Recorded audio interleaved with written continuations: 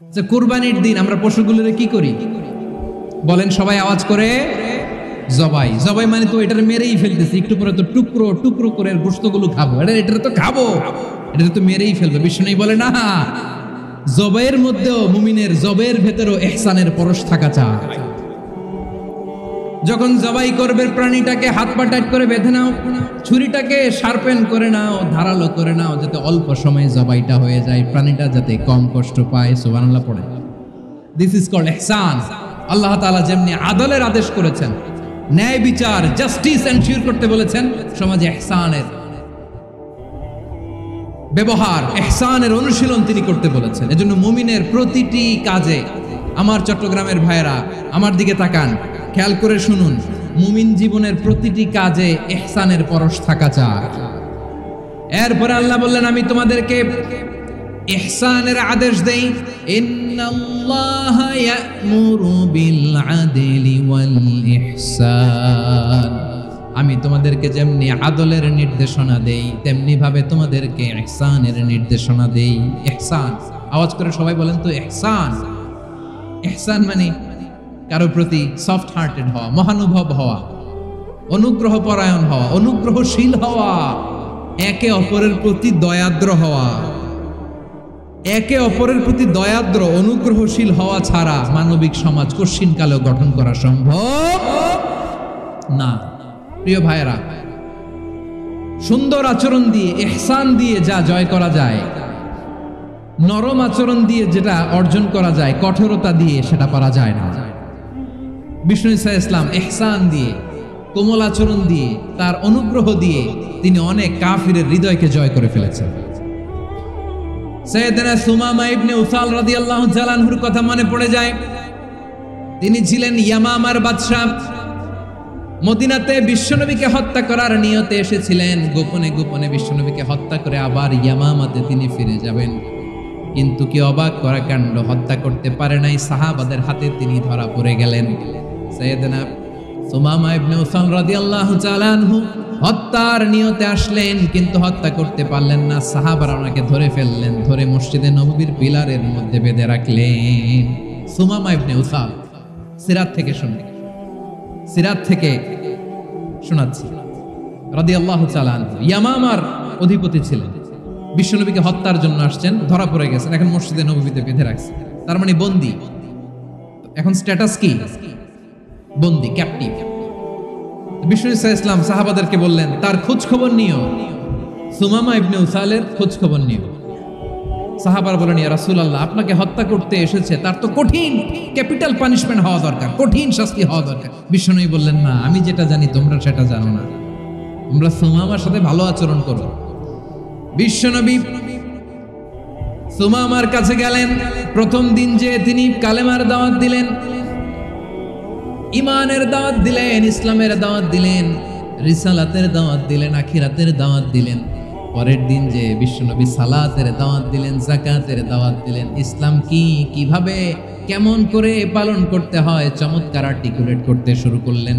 তন্ময় হয়ে সুমামা ইবনে উসাল রাদিয়াল্লাহু তাআলা আনহু বিশ্বনবীর কথাগুলো শুনতে আরম্ভ করলো। একদিন নয়, 2 দিন নয়, টানা 3 দিন বিশ্বনবী সুমামার কাছে ইসলামকে প্রেজেন্ট করেছেন, উপস্থাপন করেছেন। আওয়াজ করে বলেন, কয় দিন? 3 দিন। 3 দিন মসজিদে নববীতে বাঁধা।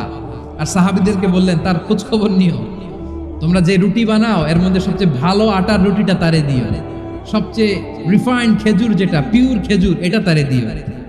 আর বিশ্বনবী নিজের ওট থেকে দুধ দহন করে ওনার বাড়ির এক কর্মচারীকে বলেছেন, দুধ দহন করে সুমামার জন্য নিয়ে যাবে। সুবহানাল্লাহ পড়বেন না? সবাই তো অবাক, ইয়ামামা থেকে আসছে নবীকে হত্যা করতে, বিশ্বনবী দেখে তারে জামাই আদর করে। 1 দিন নয়, 2 দিন নয়, টানা 3 দিন বিশ্বনবী এভাবে সুমামার কাছে যেয়ে ইসলামকে প্রেজেন্ট করতে আরম্ভ করলেন, ইসলামকে উপস্থাপন করতে শুরু করলেন। আর তাকে চমৎকার এন্টারটেইনমেন্ট, আপ্যায়ন দিতে আরম্ভ করলেন। টানা 3 দিন যখন ইসলামের দ্য বিউটিজ অফ ইসলাম, ইসলামের সুমহান বাণী, সৌন্দর্য তার কাছে উপস্থাপন শেষ, তাকে আপ্যায়ন শেষ, বিশ্বনবী বললেন সাহাবাদেরকে, যাও এবার সুমামার হাতের পায়ের রশি দুটো খুলে দাও। সাহাবারা তর্ক জুড়ে দিলেন, লা ইয়া রাসূলুল্লাহ, এমনটা করবেন না, তো ভয়ঙ্কর ভয়ঙ্কর খুনি, কি জানি কি হয়ে যায়। বিশ্বনবী বললেন, না, তার হাতে পায়ের রশিগুলো খুলে দাও। সাহাবারা বিশ্বনবীর কথা মতো তার হাতে পায়ের রশিগুলো খুলে দিল। সুমামা মুহূর্তের মধ্যে মসজিদে নববী থেকে বের হয়ে ইয়ামামায় ফিরে না যে মসজিদে নববীর পাশে একটা খেজুর বাগান ছিল, সেখানে চলে গেলেন। সেখানে একটা ছোট্ট কুয়া ছিল, কুয়ার পানি দিয়ে তিনি গোসল করলেন। সুবহানাল্লাহ পড়েন। কুয়ার পানি দিয়ে গোসল করে মসজিদে নববীর সামনে এসে বিশ্বনবী এবং সাহাবাদের সামনে দাঁড়িয়ে সাব্বাবা উঁচু করে বললেন, আশহাদু আল্লা ইলাহা ইল্লাল্লাহ ওয়া আশহাদু আন্না মুহাম্মাদান আবদুহু ওয়া রাসূলুহু। আমি সাক্ষ্য দিচ্ছি আল্লাহ ছাড়া কোনো ইলাহ নাই, আর মুহাম্মদ আল্লাহ তাআলার প্রেরিত বান্দা এবং রাসূল। প্রিয় ভাইরা, ইহসান দিয়ে যা জয় করা যায়, কঠোরতা দিয়ে সেটা কঠিনকালেও জয় করা যায় না। আওয়াজ করে বলেন ঠিক কিনা? এবার সুমামা দাঁড়িয়ে বলে, ওগো নবী, আমি তো কালিমা পড়ে মুসলমান হয়ে গেলাম, এবার শোনেন, এই মুহূর্তের আগে আপনার চেহারার চাইতে নিকৃষ্ট কোনো চেহারা আমার কাছে ছিল না, কিন্তু শাহাদা পাঠ করার পরে আপনার চেহারার চাইতে উত্তম শ্রেষ্ঠ কোনো চেহারা আমার কাছে আর নাই। ও নবী, আজকের দিনের আগে ইসলাম ধর্মের চেয়ে নিকৃষ্ট অপছন্দনীয় কোনো ধর্ম আমার কাছে ছিল না, কিন্তু এই মুহূর্ত থেকে ইসলামের চেয়ে সেরা শ্রেষ্ঠ পছন্দনীয় কোনো ধর্ম আমার কাছে নাই। নবী গো, আজকের দিনের আগে মদিনার চাইতে অপছন্দনীয় নিকৃষ্ট কোনো শহর আমার কাছে ছিল না, কিন্তু এই মুহূর্তের পর থেকে মদিনার চাইতে কোনো শ্রেষ্ঠ শহর আমার জানা নাই। সে ছিল গমের বড় ডিলার, গম বেচতো। কি বেচতো? তার গম কিনে মক্কার লোকেরা রুটি খাইতো। সে ঘোষণা দিল, আজকে থেকে মক্কাবাসীদের জন্য সব গম আমি হারাম করে দিলাম, মক্কাবাসী এখন না খেয়ে মরে। সুবহানাল্লাহ পড়বেন না? মক্কাবাসী বিশ্বনবীর কাছে আসলেন, এসে বললেন, মুহাম্মদ, আমরা তো তোমার ভাই, তোমার চাচা, তোমার ভাতিজা, তোমার আত্মীয়, তুমি সুমামারে বলো সে যেন আবার গমের সাপ্লাই মক্কার জন্য অনুমতি দিয়ে দেয়। বিশ্বনবীর অনুমতি ক্রমে সুমামা আবার মক্কাতে গম পাঠাতে শুরু করলো। পড়েন সুবহানাল্লাহ। ইহসান, ইহসান দিয়ে আপনি যেটা জয় করতে পারবেন, you can win the heart of your enemies. ইহসান দিয়ে আপনি আপনার শত্রুর হৃদয়কে জয় করতে পারবেন।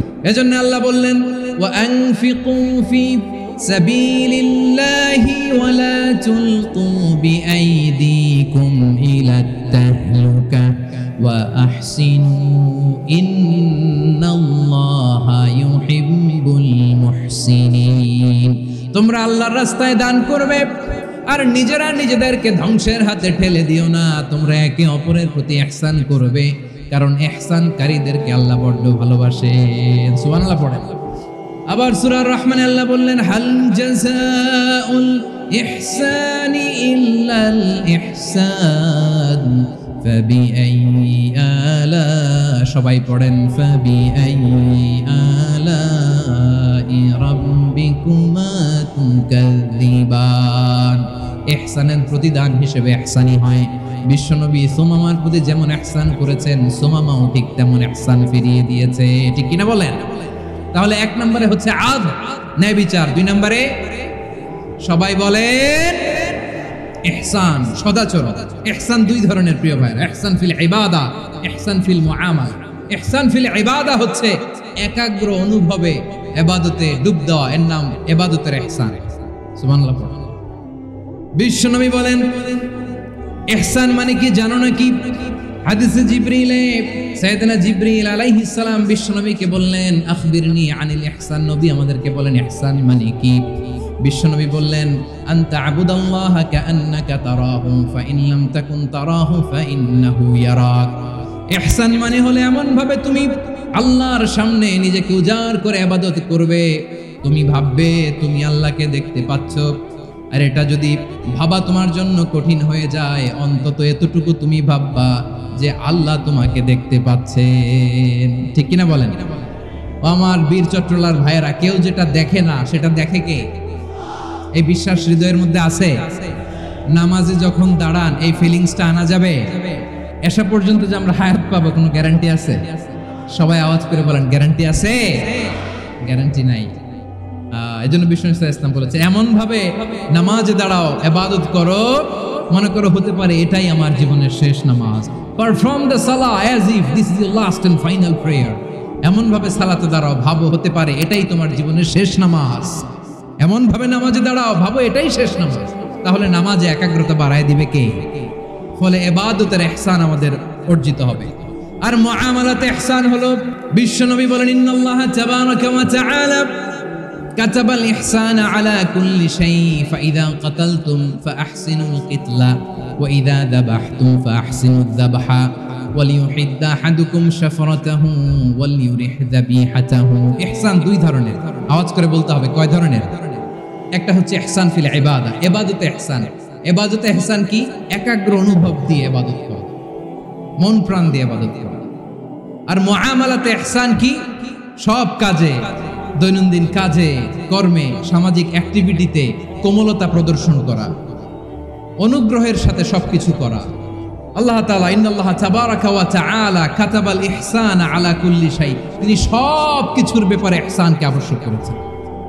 সবকিছু, মুমিনের সব কাজে ইহসানের পরশ থাকবে। ওয়া ইযা কাতালতুম ফাহসিনুল কিতলা, বিষ্ণুই বলেন তুমি যখন কাউকে হত্যা করো ইহসানের সাথে করো। সুবহানাল্লাহ পড়বেন না? যখন হত্যা করো তখনও ইহসানের সাথে। আচ্ছা, হত্যা করবো আবার ইহসান আসবে করতে করে, তো মেরেই ফেলবো আমি। আল্লাহ, ও ভাই একজন খুন করেছে, খুনি রাষ্ট্রীয় আইনে তার শাস্তি হয়েছে ডেথ পেনাল্টি, মৃত্যুদণ্ড। এখন মৃত্যুদণ্ড দেখে আপনি যেমনি মন চায় তেমনি মারবেন লোকটারে? ওর নাক কেটে ফেলতে পারবেন? ওর কান কাটতে পারবেন? ওর চোখ উপড়ে ফেলতে পারবেন আপনি? যেমন মন চায় তার অঙ্গহানি করা যাবে না। ইহসানের সাথে তাকে হত্যা করা। সুবহানাল্লাহ, this is Islam, this is the true essence of Islam. ওয়া ইযা যাবাহতুম ফাহসিনু যাবহা, যখন জবাই করবে তখনও ইহসানের সাথে জবাই করবে। করব জবাই, ওইখানেও নাকি ইহসান। আচ্ছা, কুরবানির দিন আমরা পশুগুলোর কি করি বলেন সবাই আওয়াজ করে?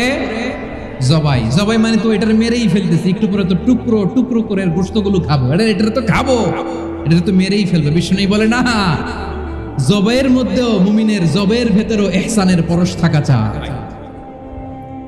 যখন জবাই করবে প্রাণীটাকে হাত পা টাইট করে বেঁধে নাও, ছুরিটাকে শার্পেন করে নাও, ধারালো করে নাও, যাতে অল্প সময়ে জবাইটা হয়ে যায়, প্রাণীটা যাতে কম কষ্ট পায়। সুবহানাল্লাহ পড়ে। দিস ইজ কল্ড ইহসান। আল্লাহ তাআলা যেমনি আদলের আদেশ করেছেন, ন্যায় বিচার, জাস্টিস এনশিওর করতে বলেছেন, সমাজে ইহসানের ব্যবহার, ইহসানের অনুশীলন তিনি করতে বলেছেন। এজন্য মুমিনের প্রতিটি কাজে, আমার চট্টগ্রামের ভাইয়েরা আমার দিকে তাকান, খেয়াল করে শুনুন, মুমিন জীবনের প্রতিটি কাজে ইহসানের পরশ থাকা চায়। আমরা যেন আমাদের পরিবারের প্রতি ইহসান করি, আমরা যেন আমাদের কর্মচারীদের প্রতি ইহসান করি, আমরা যেন আমাদের কলিগদের প্রতি ইহসান করি, আমরা যেন আমাদের ভাইদের প্রতি ইহসান করি। মুমিন জীবনের প্রতি কাজে ইহসানের পরশ থাকার দরকার আছে না নাই? কথা বুঝতে পেরেছেন? তাহলে আল্লাহ তাআলার তিনটা আদেশ ছিল, কয়টা গেল? প্রথমে কি ছিল? আদল। দুই নম্বরে, তিন নম্বরে রব্বুল আলামিন বললেন ওয়া ইতাইদিল কুরবা, নিকটাত্মীয়দেরকে দান করো। নিকট আত্মীয়দেরকে দাও, যারা তোমাদের ব্লাড কানেকশনের আত্মীয় তাদেরকে তোমরা দাও।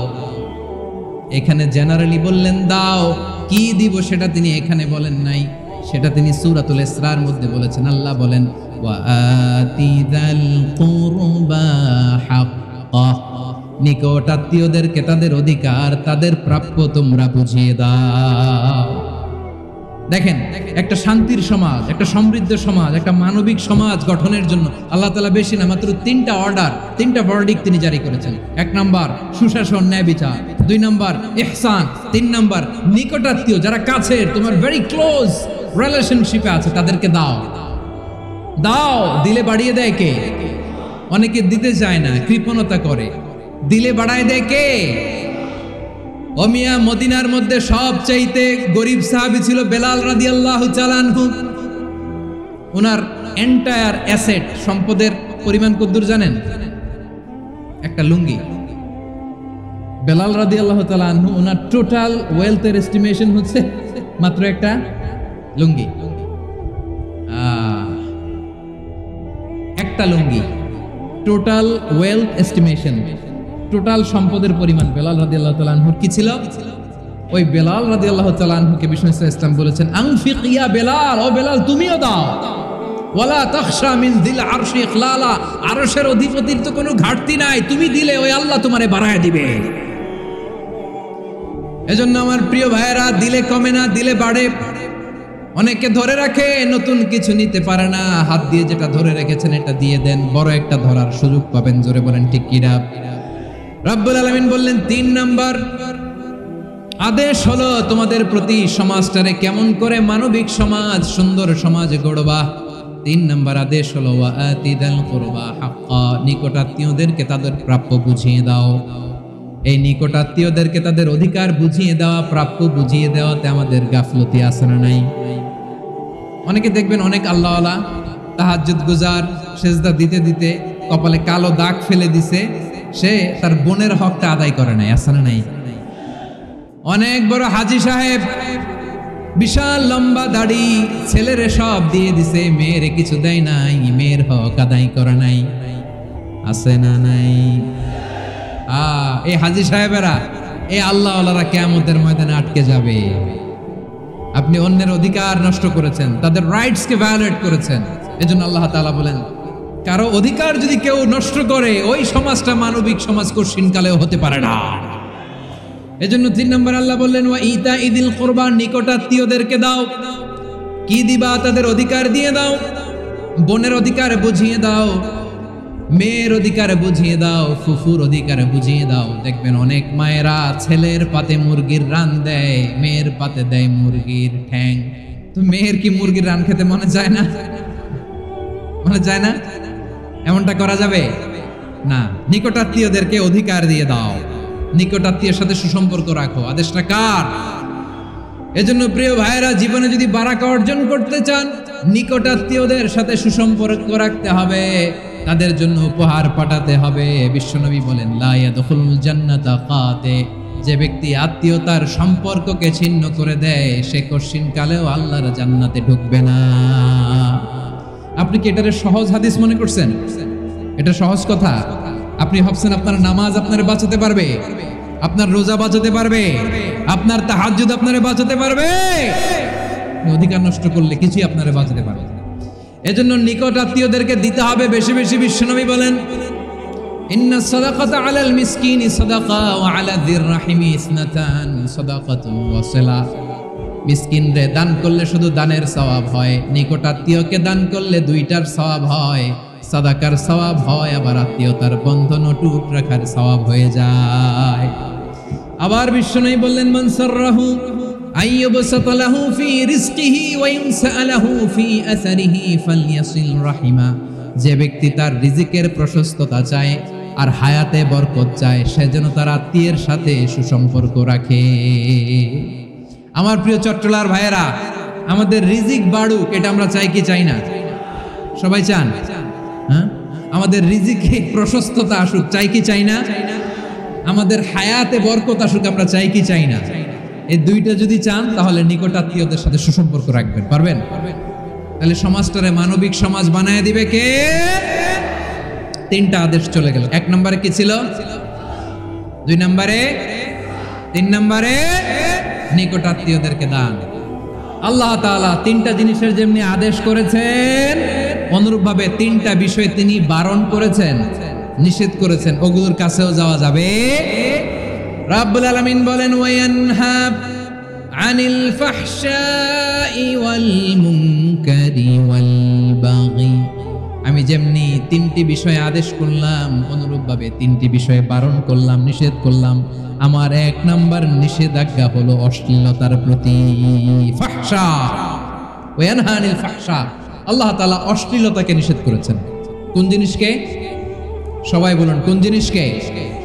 যত ধরনের, যত টাইপের, যত ক্যাটাগরির অশ্লীলতা হতে পারে, সব অশ্লীলতাকে হারাম করেছেন কে? ফাহশা মানে কি? কথায়, কাজে, আচরণে, কমেন্ট, ফেসবুকের কমেন্টসে যত ধরনের নোংরামো আছে, যত ধরনের অশ্লীলতা আছে, এটাকে আরবিতে বলে ফাহশা। রাব্বুল আলামিন বলেন কুল ইন্নামা হারামা রাব্বিয়াল ফাওয়াহিশা মা যাহারা মিনহা ওয়া মা বাতান। ও নবী আপনি বলে দেন আমার রব প্রকাশ্য অপ্রকাশ্য স্পষ্ট কিংবা অস্পষ্ট দৃশ্যমান কিংবা অদৃশ্যমান সব অশ্লীলতাকে হারাম করেছেন। সব ধরনের অশ্লীলতা হারাম। আল্লাহ তাআলা আমাদেরকে অশ্লীলতা থেকে বাঁচান। এবার বলেন আমাদের সমাজে অশ্লীলতা আছে না নাই?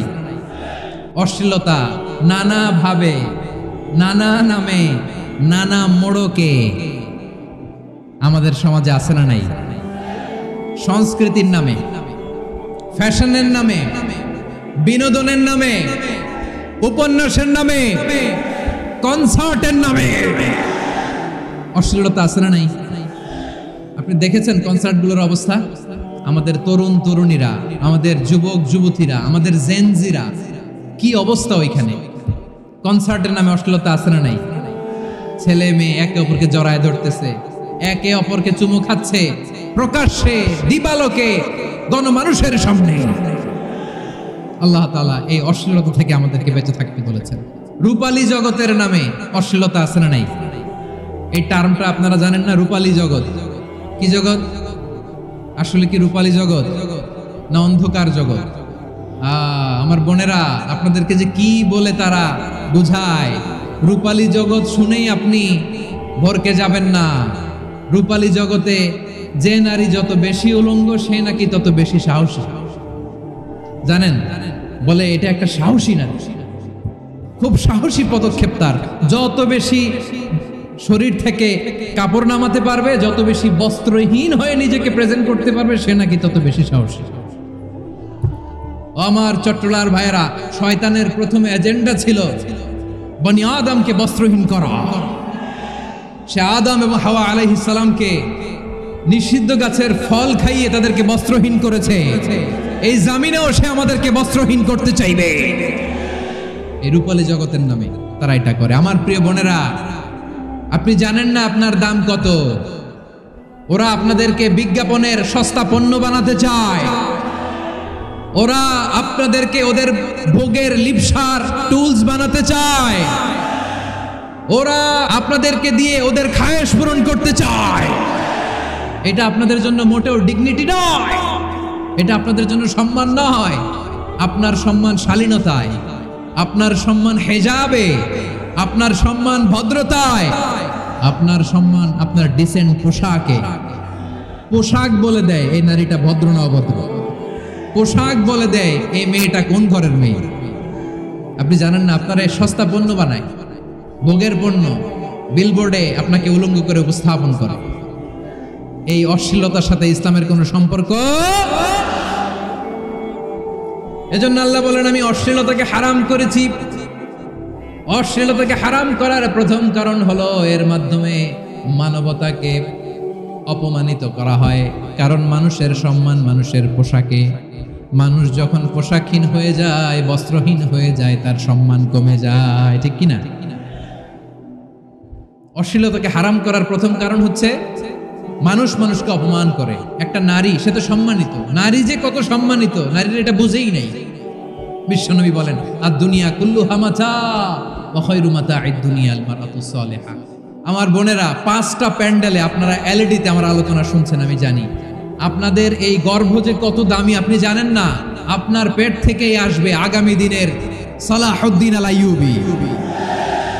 আপনার পেট থেকেই আসবে অনাগত দিনের ইমাম মাহদী আল মুনতাযর। আপনার পেট থেকেই আসবে অনাগত দিনের ফয়সাল, ওয়াসিম, মুগ্ধ, আবু সাইদের মতো বীর যোদ্ধা। আমার প্রিয় বোনেরা, আমার প্রিয় বোনেরা, বিশ্বনবীর কথার ওজন খেয়াল করেন। আর দুনিয়া কুল্লুহা মাতা ওয়া খায়রু মাতা'আদ দুনিয়াল মারআতুস সালিহা। দুনিয়ার সবকিছুই অ্যাসেট, এর মধ্যে সবচেয়ে দামি অ্যাসেট নেককার নারী। আপনার গর্ভ যে কত দামি আপনি জানেন না। নিজের সময়টাকে কাজে লাগান, কোরআন পড়েন, সুন্নাহ পড়েন। আপনার অনেক দায়িত্ব ঘরে। You are the MD of your family. একটা family it's a very big institution. পরিবার একটা অনেক বড় প্রতিষ্ঠান। and you are the MD of your institution. আপনি এই পরিবারের MD, managing director of your family. এখানে আপনার কত দায়িত্ব। আপনি ছেলে মেয়েদেরকে তারবিয়া করবেন। আপনি আপনার স্বামীর জন্য ঘরটার জান্নাতের নীর বানাবেন। আপনার জন্য জান্নাতের ডুপ্লেক্স বাড়ি ওইখানে তৈরি করে রাখবে কে? আপনি যে কত দামি আপনি জানেন না। নারীদেরকে আল্লাহ বানিয়েছেন উচ্চতর করে, নিম্নতর নয়। নারীদেরকে ছোট্ট জিনিস দিলে এটারে বড় করে দেয়। নারীদেরকে ভ্রূণ দিলে, শুক্রাণু দিলে নারী এটারে বাচ্চা হিসেবে উপহার দেয়, ঠিক কিনা?